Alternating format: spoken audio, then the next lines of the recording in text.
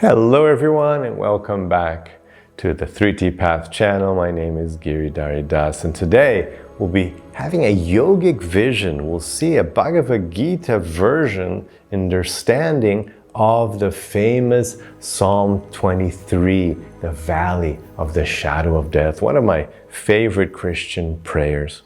So first, let's start right away with that famous verse.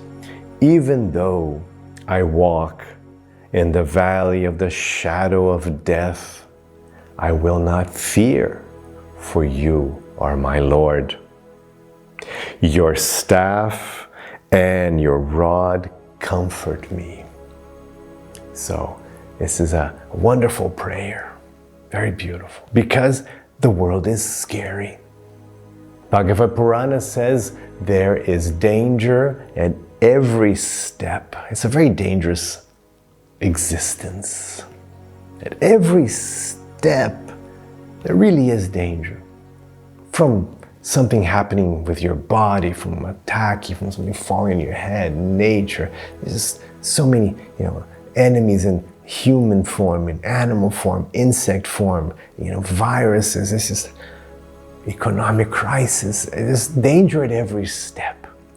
So it's very important to cultivate this feeling of divine protection. This is one of the most wonderful psychological benefits of devotion, of bhakti. Very important. Krishna says in the end of the Bhagavad Gita, take shelter of me. So this seeking shelter in God is wonderful. This is what this verse is doing, seek shelter in God. It's very nice. But Krishna actually suggests you go further. In yoga, the yogi is actually going beyond fear and death. Krishna says several times in Bhagavad Gita that a yogi has no fear. And of course, we have no fear of death either, because Krishna says death is like changing your clothes.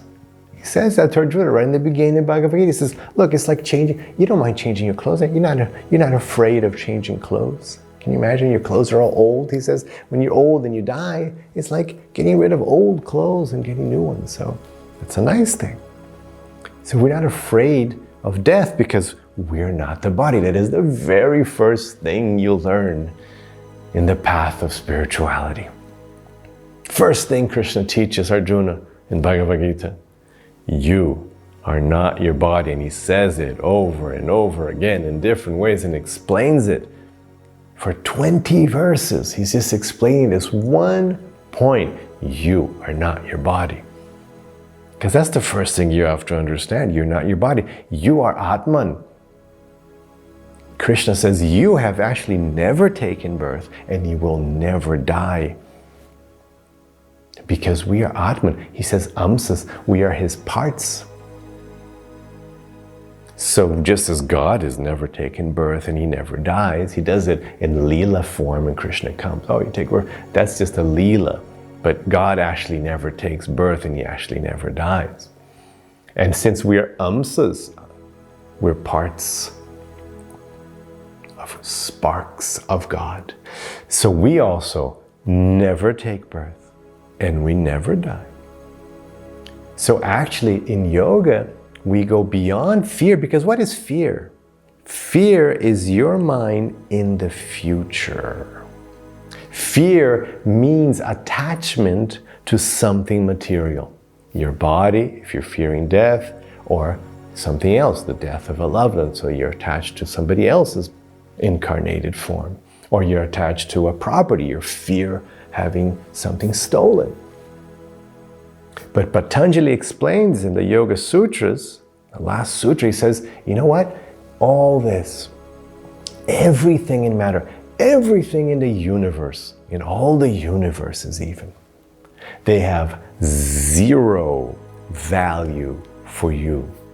That's the yogic vision. All of matter. Never mind just what you have. Never mind everything on planet Earth. All of it, the whole thing, has zero value. Shunya artha.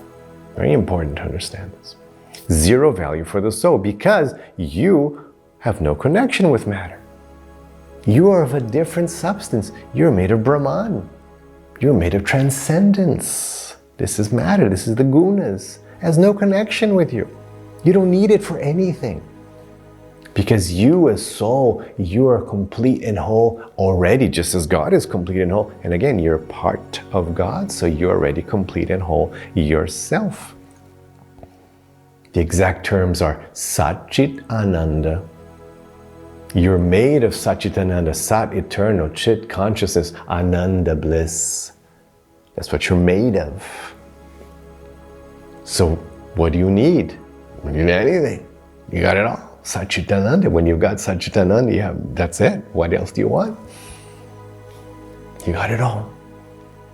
So fear means misunderstanding who you are, and thus identifying with the body, and then identifying with other material things which your body has access to.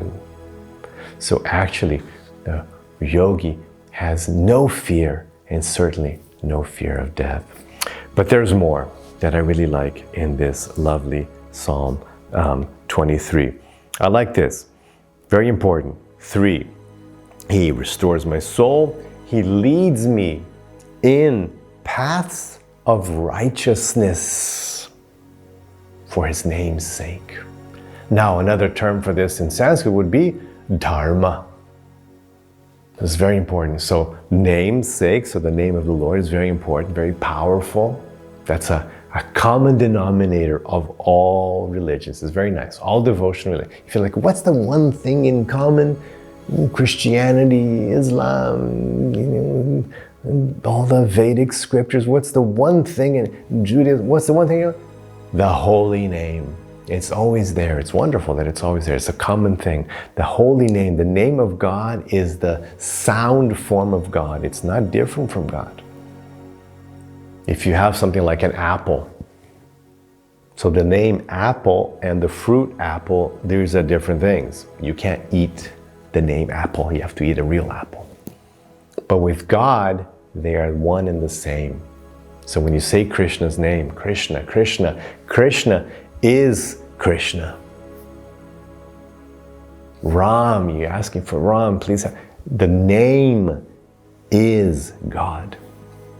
It's very profound understanding you have to work on. But all the spiritual masters, all the scriptures insist on this point, the holy name, and it's there in the Bible. First thing Jesus teaches in the Sermon on the Mount, holy is thy name.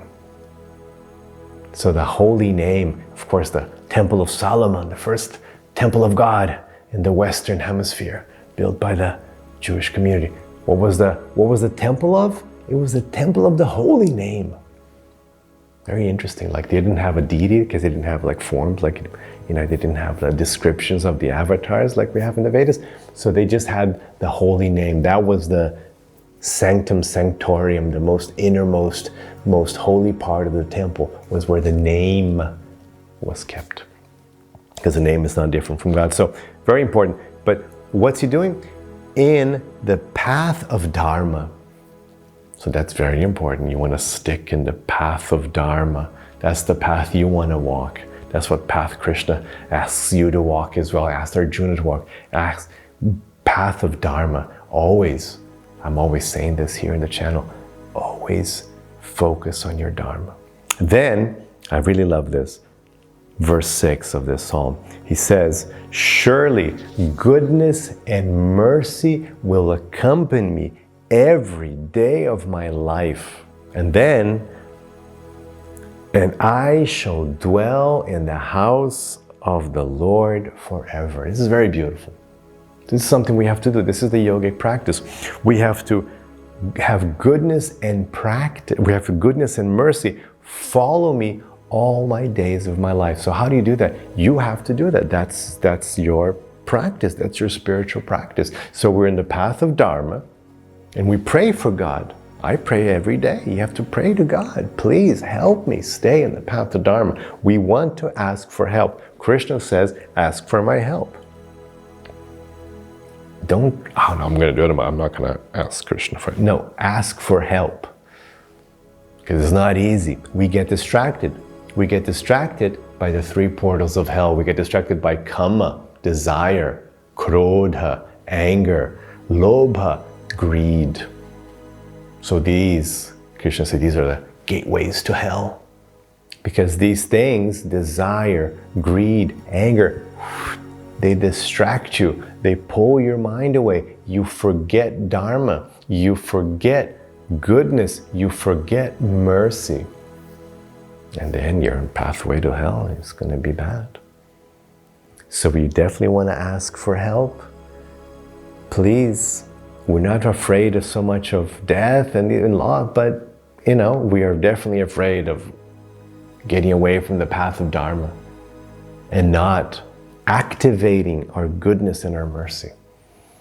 So we want to activate our goodness and our mercy, stick to the path of Dharma, and then guaranteed, I shall dwell in the house of the Lord forever. And this is what Krishna is saying. This is the whole point. This is what Bhagavad Gita, it's there. All the avatars keep coming down. Lord Ram, Krishna, and he's always saying, come back, come to me, come home. We're not home. You're lost. We're lost in this horrible, dangerous material world, this ocean of misery, Krishna explains. This is an ocean of suffering, ocean of ignorance. So we're in a terrible situation, and God is asking us to come back, and this is how you do it. Lovely, lovely prayer from the Bible. So I hope that helps. Let me know what you think, and have your rest of your day with lots of peace and lots of love.